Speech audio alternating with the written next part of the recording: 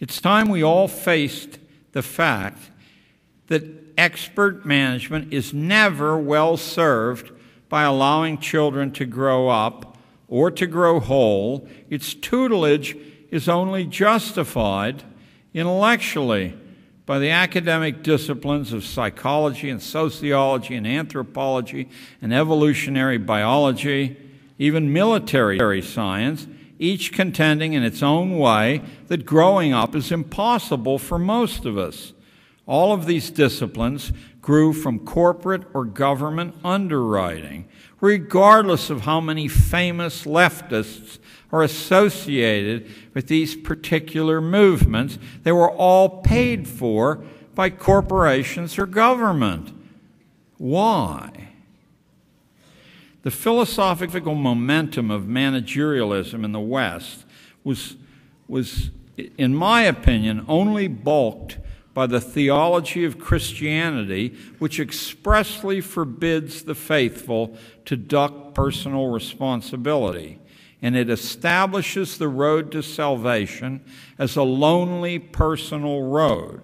You can get some assistance from being part of a congregation, but when you stand face to face with your Maker, according to this theology, there are no excuses. You are fully responsible.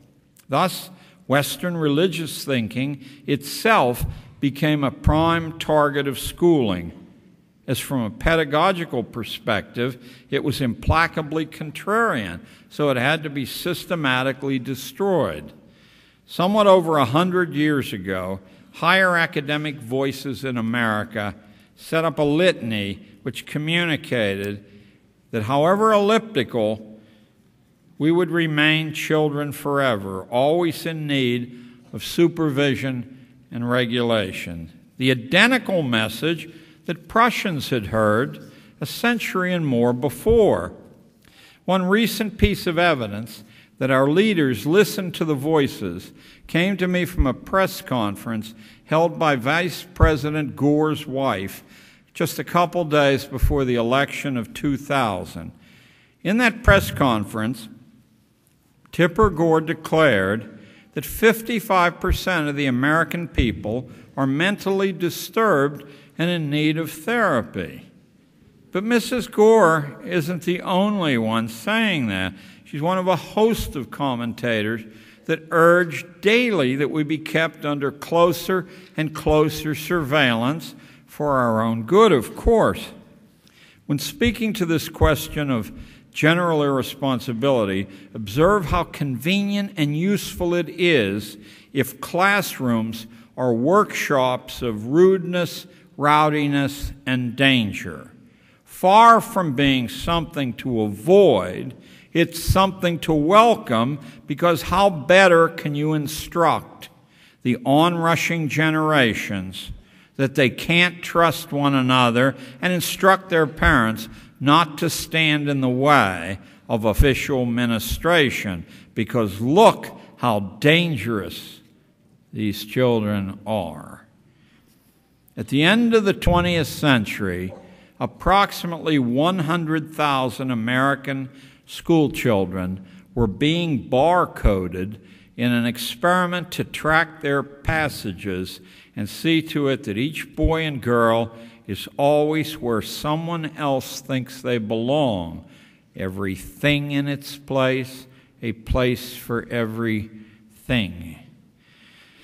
The profound change in the American bargain with its young, the change that dumbing them down and demoralizing them brought about, was not the result of popular demand, nor was it caused by prominent socialists like John Dewey, who are often blamed.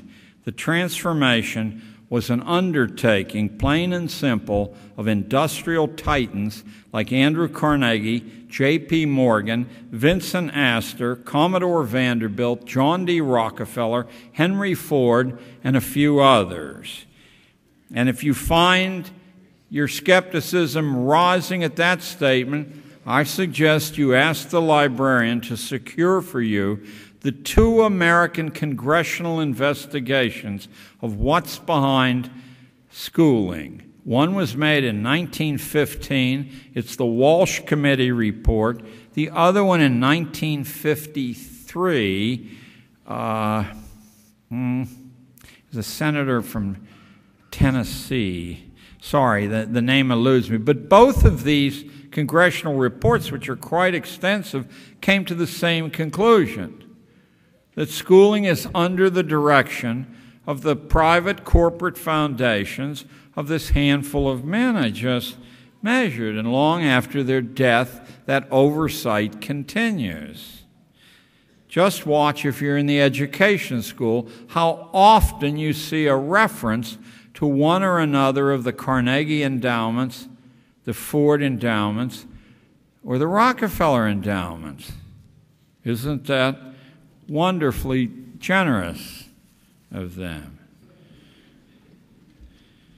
But remember, these policy people were only interested in outcomes. They left the details to underlings like Henry Kissinger or Zbigniew Brzezinski.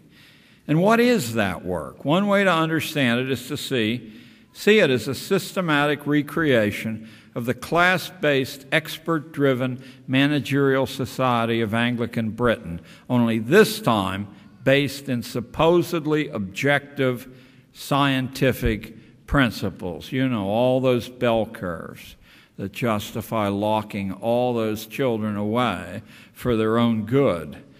But why would an economic leadership committed to Adam Smith's capitalistic principles veer in this decidedly socialistic direction? Fortunately, these men talk about it in their own essays, memoirs, letters, and occasional writings. Carnegie and Rockefeller, for instance, both despised competition because they thought it was irrational. As purely rational thinkers, they worked with might and main to stamp it out and to replace it with a planetary form of government which would resemble the British Empire and its Anglican corporate theology, only it would be better because more efficient.